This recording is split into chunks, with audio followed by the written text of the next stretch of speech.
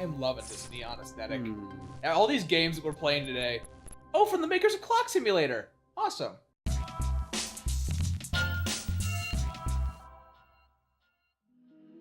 Welcome everybody to Thank You for Being With Us. Here's a special gift for, whoa. I don't know how to do that, but okay, sweet. All right, welcome to ESTIMAN. Let's just play the game.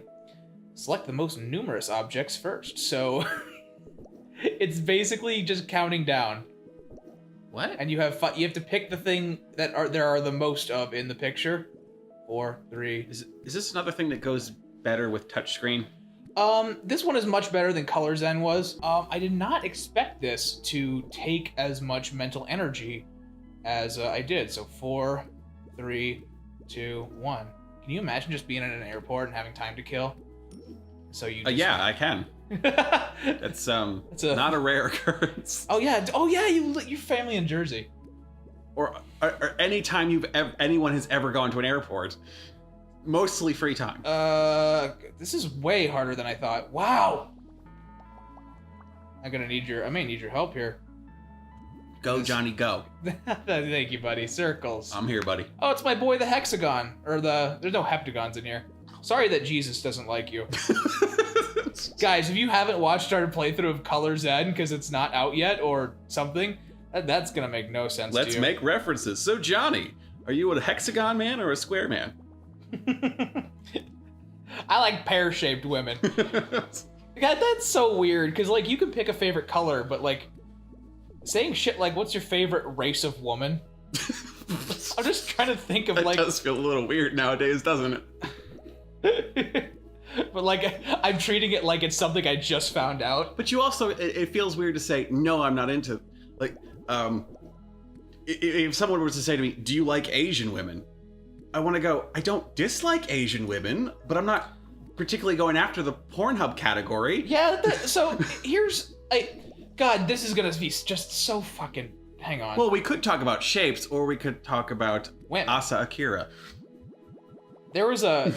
Okay, this is delightful, and here's how I know that Asa Akira, one of the most famous porn actresses around today, she guest starred in an episode of Family Guy in a live-action skit where Peter's like, it required a pretty girl, and then later somebody walks on set and they go, hey, is anybody Googling who that chick was in Family Guy earlier in the episode?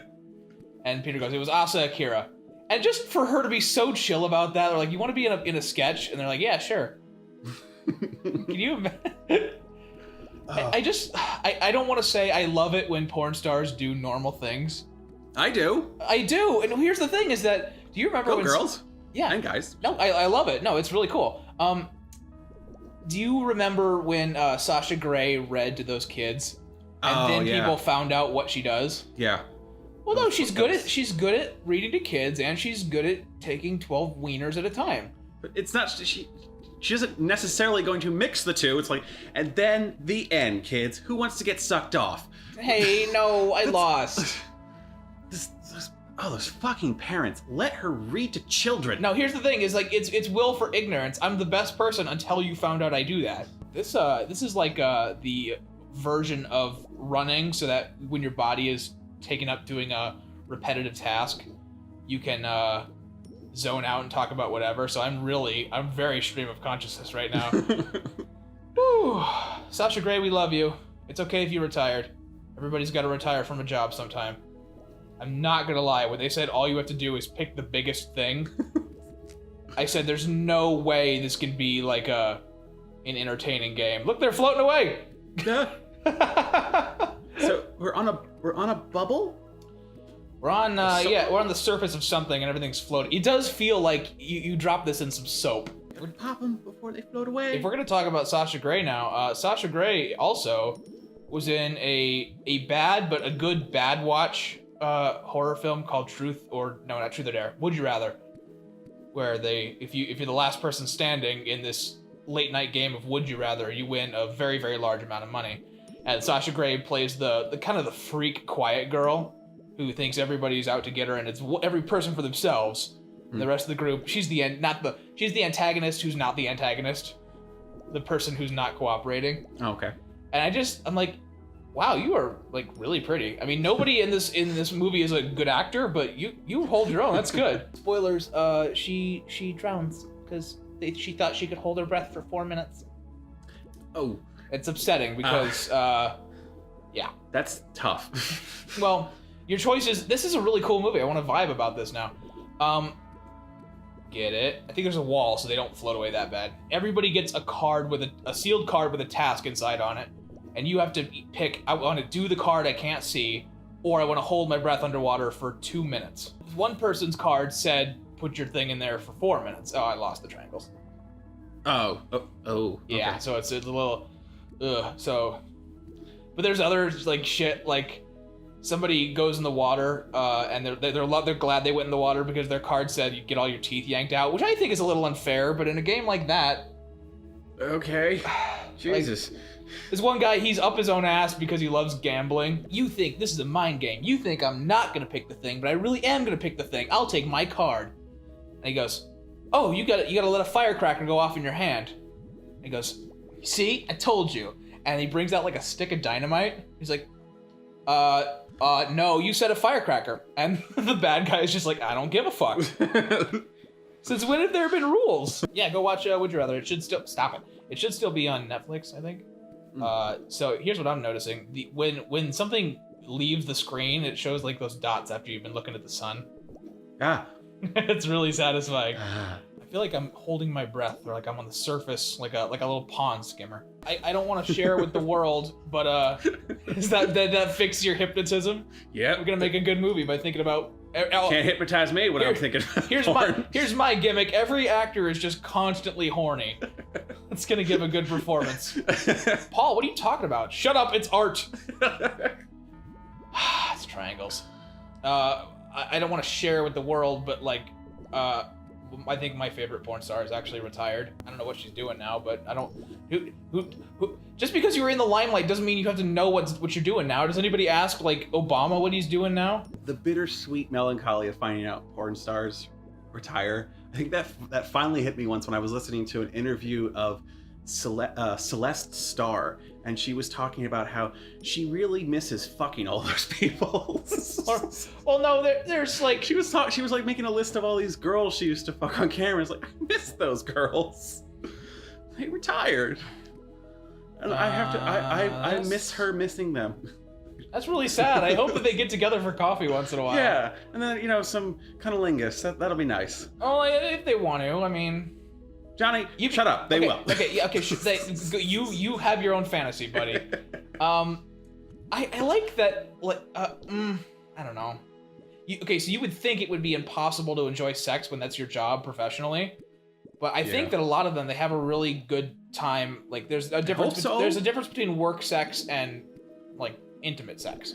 And it's also, just because I'm really selfish at the moment, it's also really disturbing to think when you're trying to jerk it that they're not liking this at all. No, they may.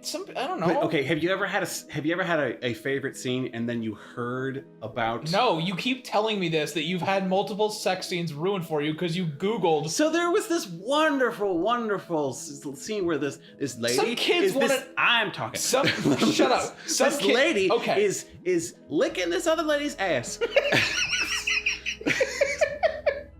And it's so sexy. And then later I found out that the reason she is putting so much saliva around is because the lady that is the ass licky did not wipe properly. Some poor kid is like, I wonder if this game is worth watching. Let's watch some gameplay of it. And so now I know that Melina Morgan was not having a good time, and she was just trying to go, it's almost over. Oh my God, there's so much shit on this lady's ass. That's called prep work. God damn it! Just people have. There's one guy who says like, why won't they put bloopers at the end of porn? And somebody was like, no. Oh God, the arrow key is much better. There's so much you don't know about that you want to stay willfully ignorant of. It's like being a firefighter. You're not always going to be a sexy firefighter. What if those calendars taught you, like, oh fuck, It would. Oh God, And can you imagine what would happen if like there was a bloopers for like the hardcore bondage ones? Oh no, that's. You see, oh god, it's happening. Oh god. Because usually they have those, ending scenes where everyone's like unchained and then they start asking questions. So what was your favorite part? When you anal fisted me. I was just talking about that because that's what makes bondage like not popular, but like it keeps it from being creepy and nobody understands it because when you, God, it's really taken all of my focus here. Because part of the enjoyment... Priorities, Johnny. Yeah, I know, right? Porn. Part of the enjoyment here is how... Wow, this is extremely difficult. They asked them, how was it afterwards? Because part of the power of the dominant sub-relationship is that out of context, that looks like a rape or somebody's getting punched. That kind of stuff, depending on the severity. But a lot of the people... The fact that you could turn it on and off is what makes it a responsible habit or a responsible fetish. Come back here. And that's why a lot of people who believe in BDSM, they got mad at anything. Oh, there's one left. They got mad at 50 Shades of Grey because it wants to be taboo, but it doesn't know. It's uninformed. Okay. And they think that calling somebody a piece of shit is like part of the BDSM, but it's actually a really... You have to have an emotional stability to want to do that. To want to... Okay, I can see you would want to have a certain control in those like characters. Like when 50 Shades came out, there's a lot of people who are like, I don't watch porn in the living room, put your 50 Shades away. Shit like that. And squares. Okay.